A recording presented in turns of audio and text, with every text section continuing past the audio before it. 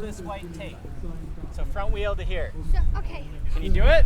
Okay, I'll try. But Okay. I'm not doing the skinny again. No. Just go to the top of that hill here and then turn around. We'll just do this section because we have the full, we can do whatever we want.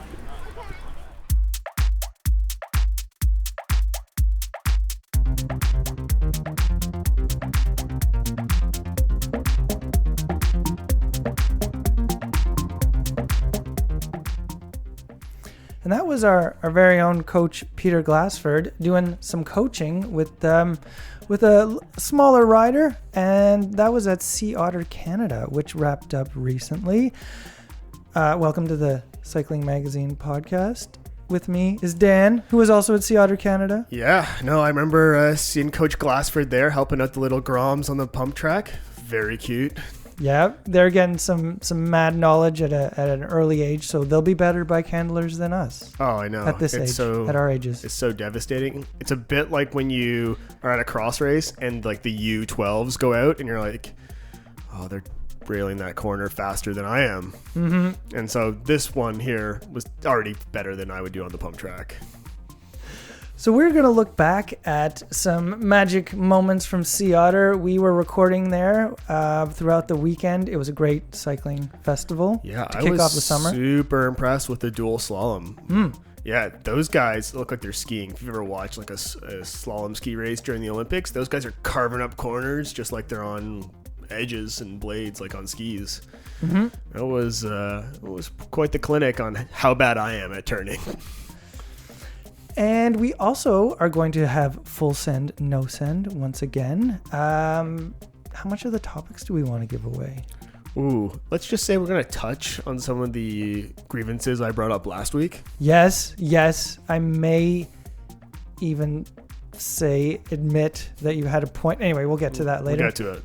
In the final part of the show, our mountain bike editor, Terry McCall, will speak with Lonnie Hull, who is the founder of Structure Cycle Works. It's a company based in Calgary. Hull and his group do some pretty cool things with front suspension. It's a linkage system. It looks pretty far out, at least to my eyes. But Terry's going to delve into that with Mr. Hull. But first, let's head back to Blue Mountain.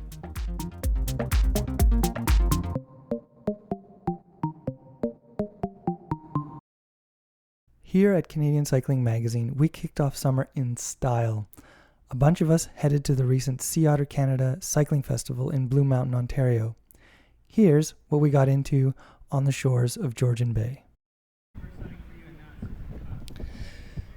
Hello everyone, we're here at Sea Otter. This is Matthew Puro, editor of Canadian Cycling Magazine.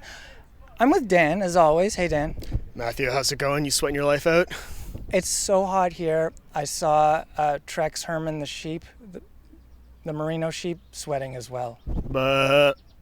And we're also joined by Matt Stetson, who is our photographer, photo editor. He wears a bunch of hats. He's got a wide-brimmed hat right now. And he's also going to be riding the enduro. How are you feeling about that? Pretty good, thanks, Matt. I've been a long-time listener, first-time guest, so First time, long time. yeah, I really appreciate you guys having me on here. Yeah, usually you have to listen to us recording and we just shush you from our recording studio. So it's nice to be on the other side of the mic or door this time.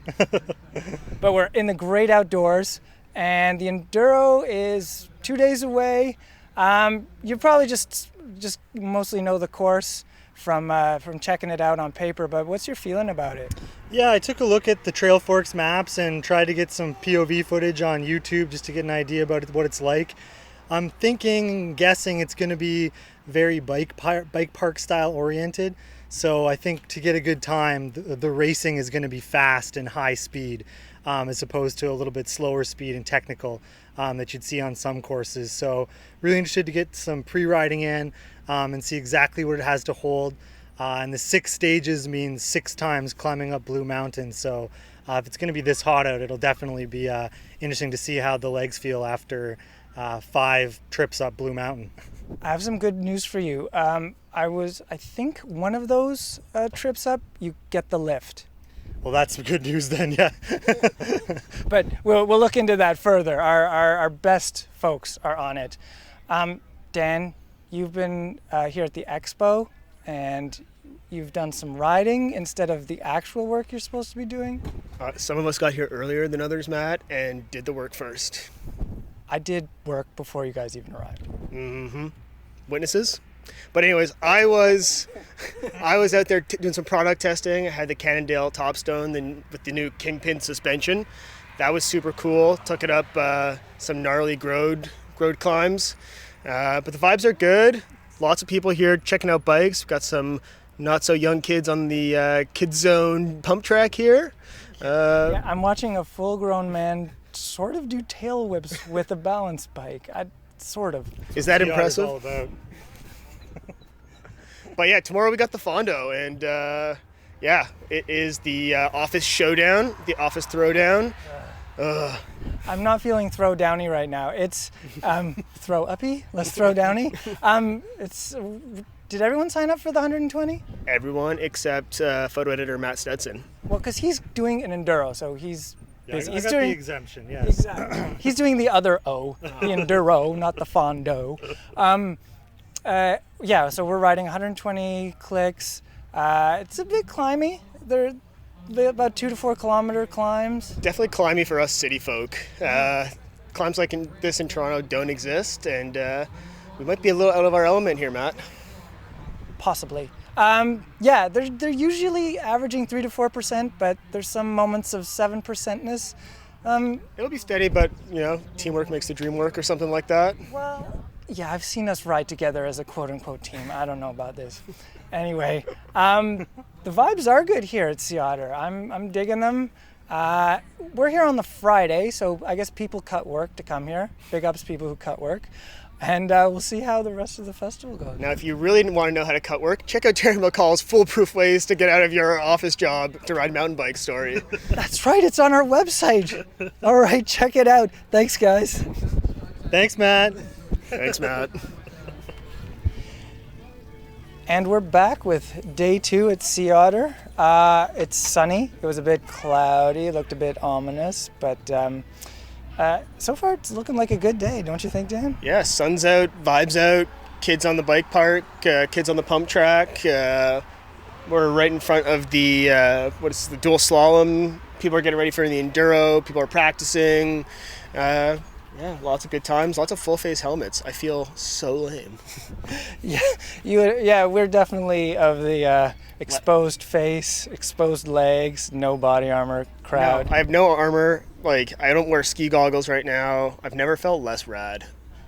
But yeah, we're by the Joyride pump track. We've commandeered the Bateman's tent for our little chat here. No, it's hiding in some shade, and even though it was cooler this morning, it was a hot one on the Fondo. Yes, we both did the Fondo. Actually, lots of our crew from Canadian Cycling Magazine did the Fondo. It was hot. It was fast. It was fast. It was stressful. I had a stressful night last night. I feel so bad. Tell us about some of your stress. I need to get this off my chest, but my through axle essentially imploded on itself, getting stuck in the fork. So about 9:30 p.m. last night, I'm like, what am I gonna do? I can't even get my wheel out. Can't get it in properly. This is not a safe ride. But big ups to Neil and Charlie with Cannondale for saving the day, hooking us up with a brand new System 6. And the bike is sweet, but the tester's legs were not so sweet. You had a sick whip, but but not a sick performance. I blame all the stress and adrenaline from last night. It's true. I'm sure that built up, the stress, the anxiety. But you enjoyed a coffee in Collingwood. Oh yeah, you know what? It's never a bad day on the bike, is it? So despite the performance not being great, we were still out there for a good time, and it was a sweet bike. All good all around, That's right. You found some positives. You made lemonade. When life gives you lemons. I got you. Okay, you're looking at me like. My favorite moment though was the guy who looked over at you and was like, "Oh, there's no way you made that Spaceballs reference. You're way too young." That's right. There was we were making Spaceballs jokes because my number was 1, 2, 3, 4, which is of course the combination an idiot puts on his luggage, which I I have to, acknowledge Mel Brooks for writing that doozy. And yes, our fellow rider was like, "You're too young." I do have a baby face. I can't fault him either. What you gonna do? You know what? It's better this way than the other way around, isn't it? I ain't complaining. I'll show you my ID. It was a great fondo. It was fast. There was 3 time sections. If you were smart, i.e. not me, you would have chilled out in the non-time sections. But I still had a pretty good day out. I felt good. Well, I'm a little cooked right now, but No, it's I a had cool fun. format, kind of like an enduro style format where you're actually ranked based on the time sections, not your finishing result. So it gives you a good chance to race, to hammer, but then also to have a good group ride. So now we're going to chill out a bit. We're going to hang out in the expo, which is the place to be today. Yeah, it's definitely picking up. There's some good vibes all around. We've had fun. It looks fun. And I'm going to hopefully check in later with Matt Stetson to get, the news from someone who does put on armor and does put on a full face helmet. So, right, we'll check in later. Thanks, Dan. Thanks, Matt.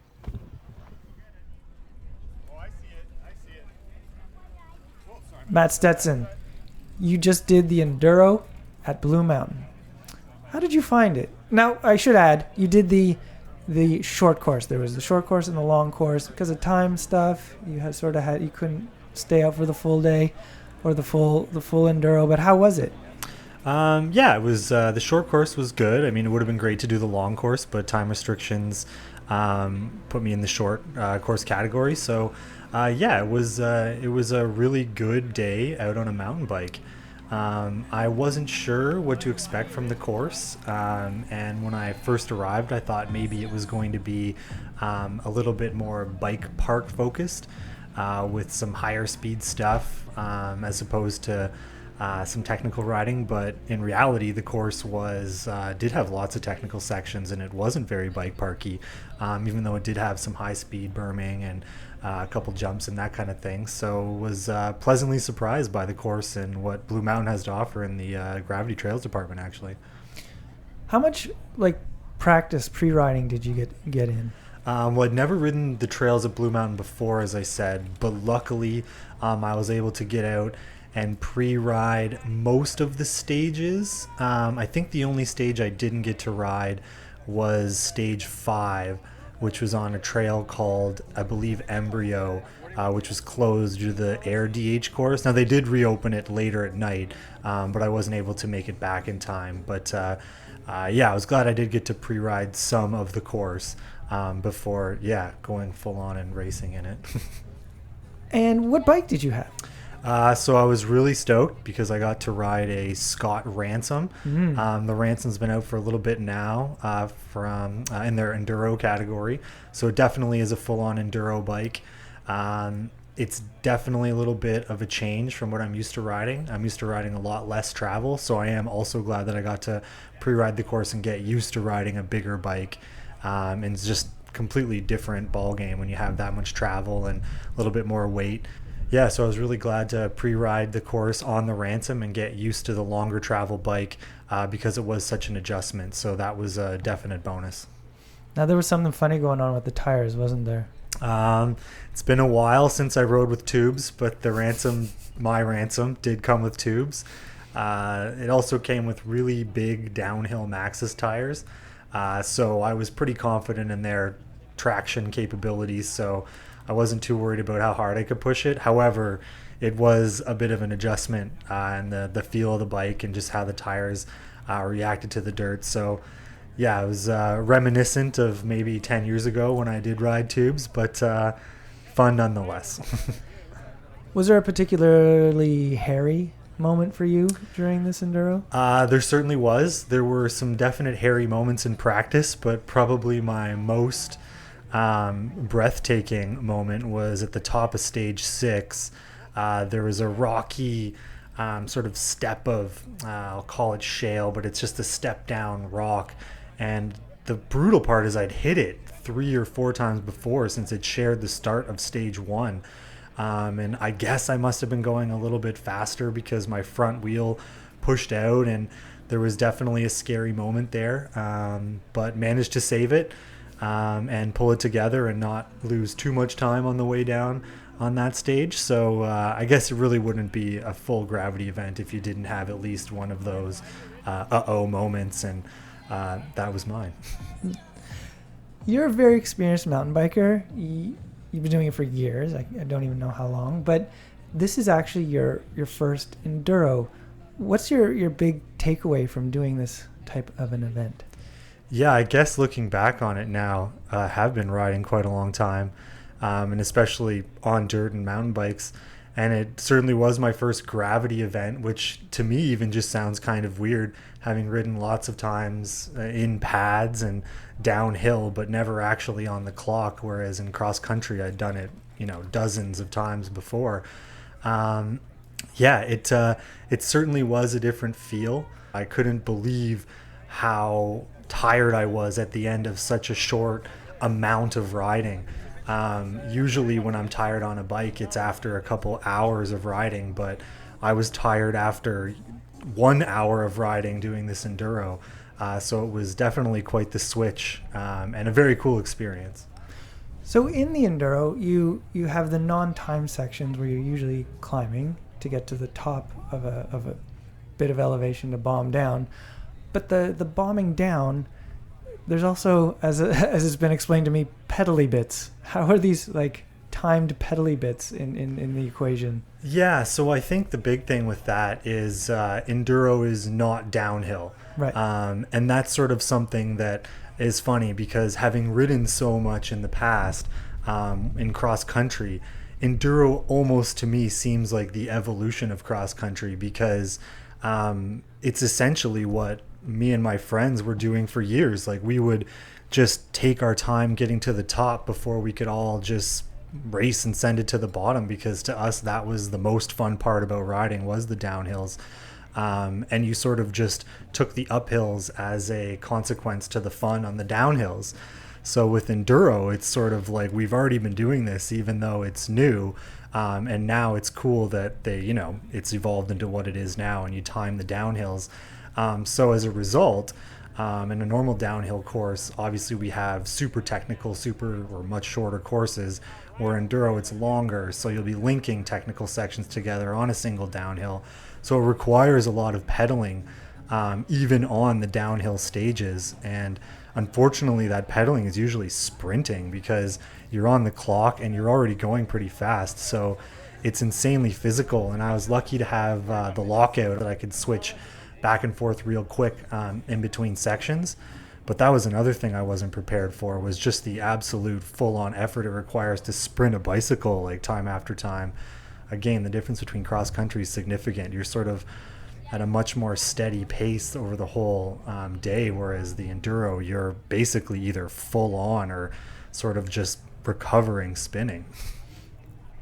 How democratic is this event? What were the various abilities?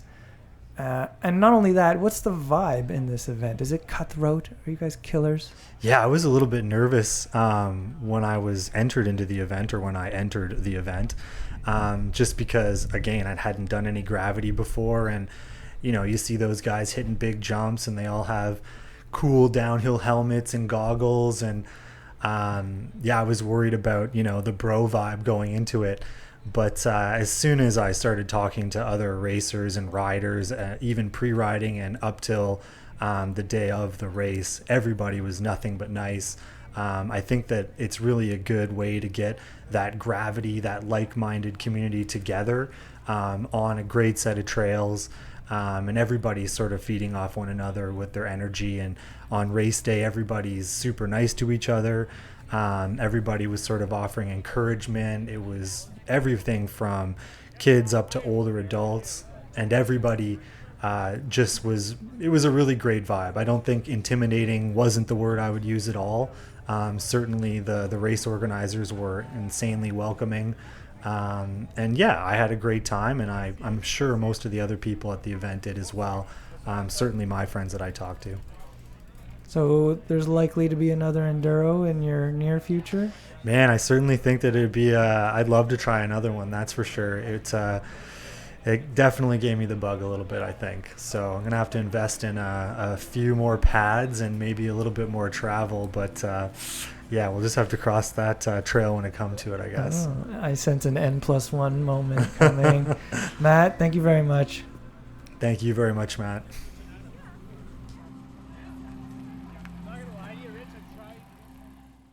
The Sea Otter Cycling Festival ran from July 5th to 7th. It will return next year.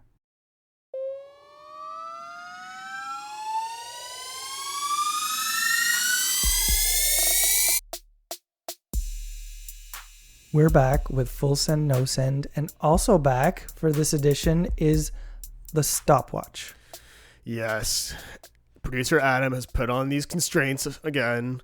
If you have any complaints, please complain to whatever email address we give at the end of the show. Podcast@cyclingmagazine.ca. I wanted Adam's personal one.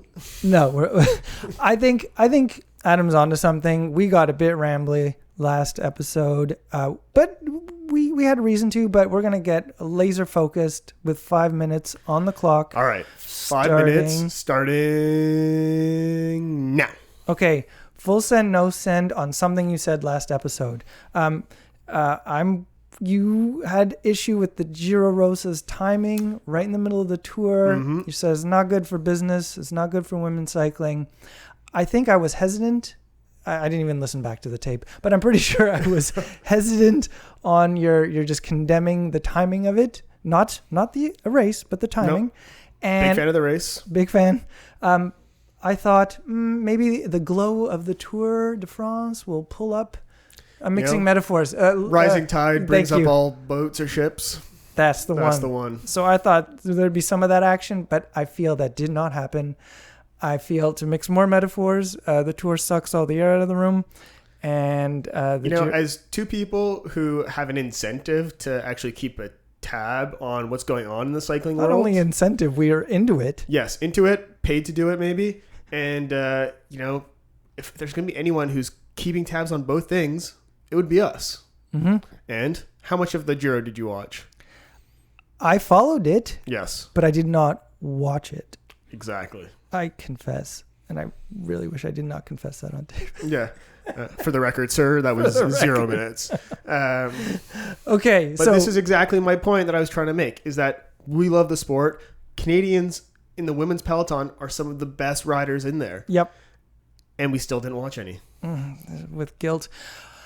But one thing I did watch was a clip on Twitter's from Elisa Longo Borghini. And I will quote just one part of it. She said, "Okay, the alien has gone. Now the race for the human beings begins." She was talking about Annemiek van Vleuten's attack on stage 5.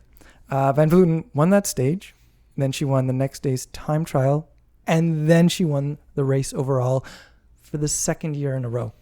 And so the name Alien. Yes. Full send, no send on that being a cool nickname. Or maybe full send, no send, is she throwing shade there? Okay, well, so we have to decide.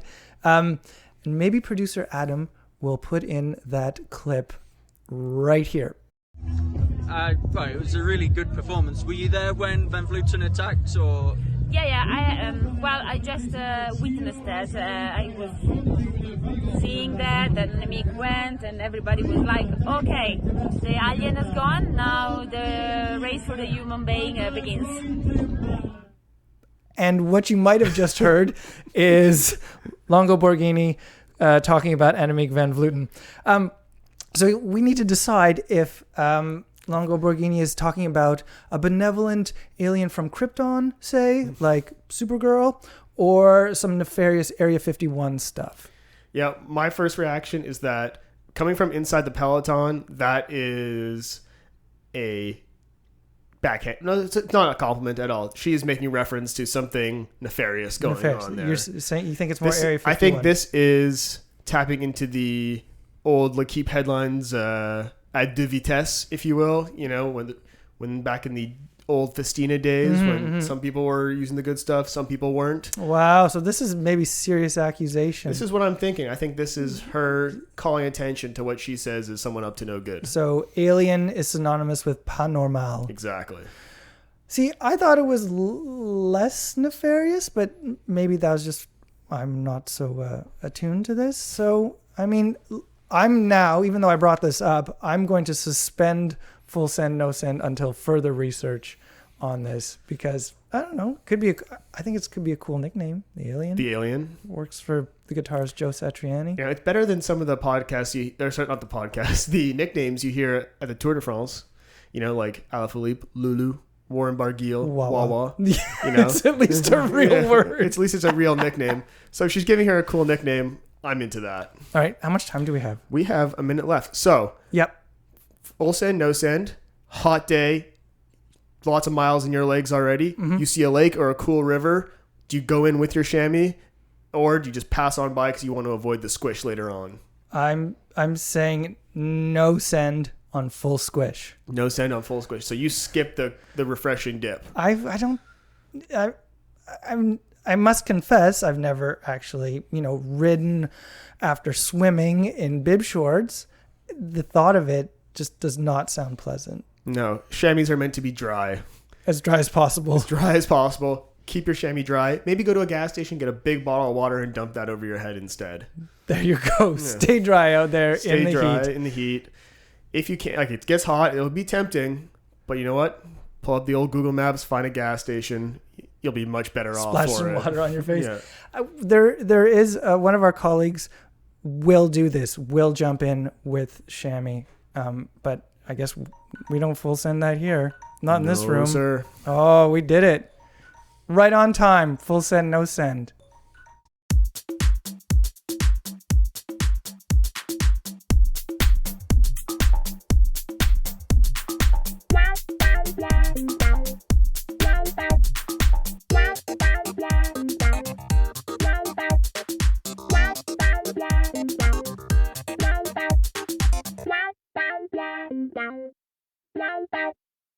If you haven't seen a Structure CycleWorks bike, you should really check it out.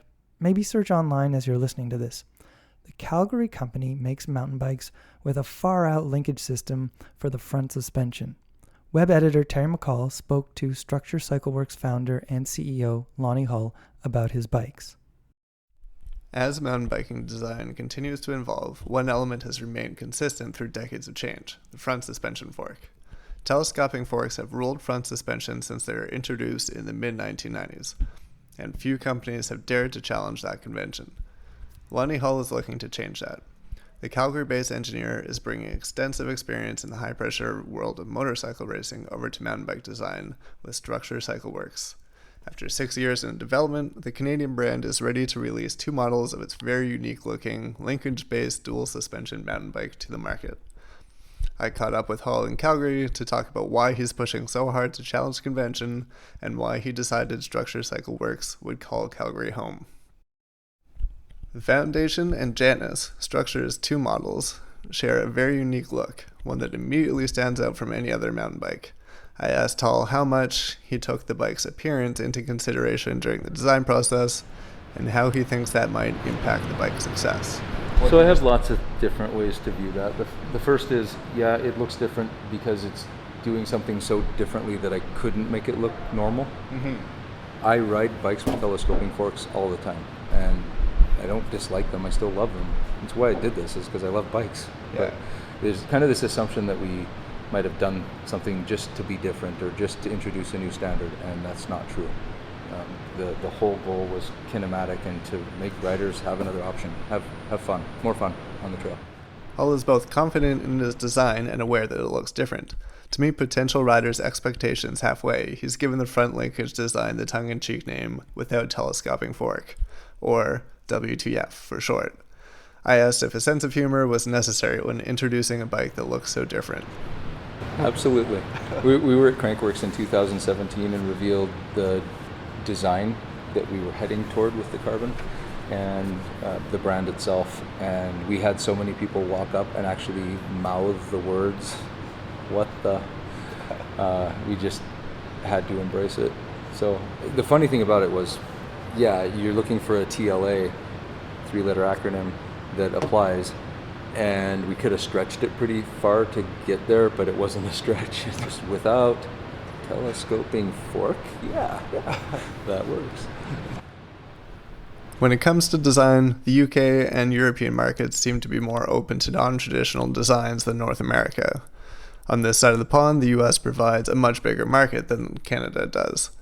I asked Lonnie what advantages he saw that led to Structure being based in Calgary. I seriously thought about starting in the US, but it's not really true to where the bike was developed, and it's not something that I can personally be as proud of or involved in to have it south of the border, because this is where I live and this is where my biking community is. So I'm happy with the Canadian origins.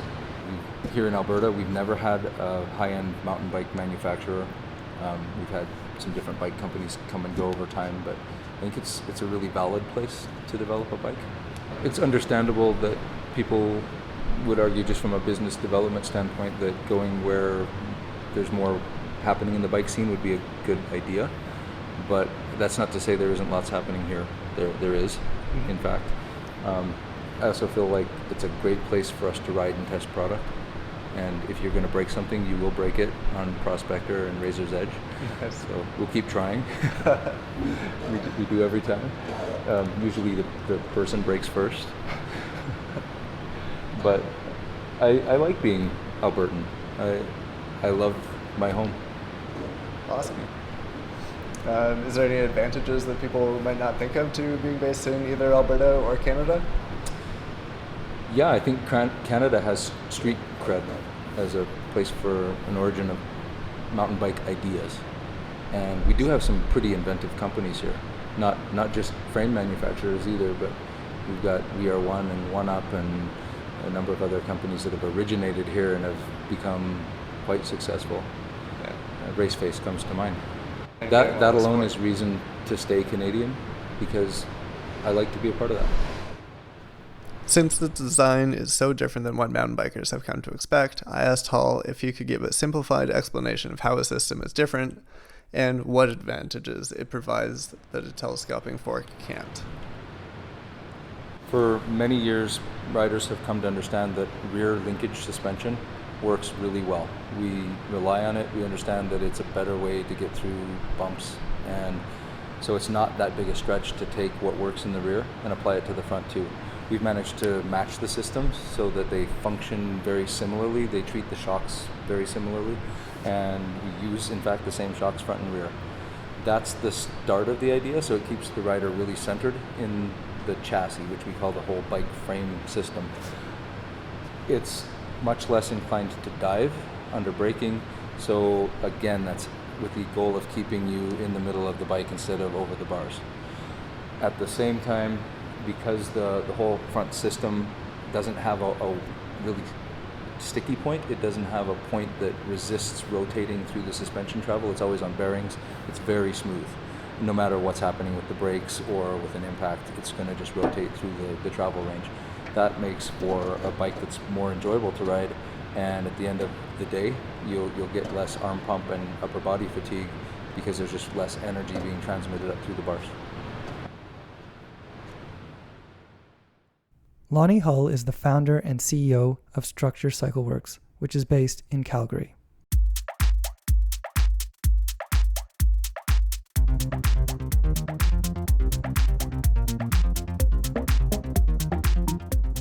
And that's the episode. It's put together by me, Matthew Piaro, and Dan Walker. We had help from Matt Stetson, Terry McCall, and Philippe Tremblay. It's produced by Adam Killick. He also composed the music. Thanks to Ontario Creates for its support. Dan, if people want more Canadian cycling goodness, where should they go? You know, there's this website. It's called cyclingmagazine.ca. And I gotta say, this month, it's been fire. It's been really some great stuff on there. And more of you are reading it than ever before. So big ups and thank you very much. There, if you want to check out what we're doing on social, we have those links too. You got Instagram, Facebook, Twitter. What don't we have, Matthew?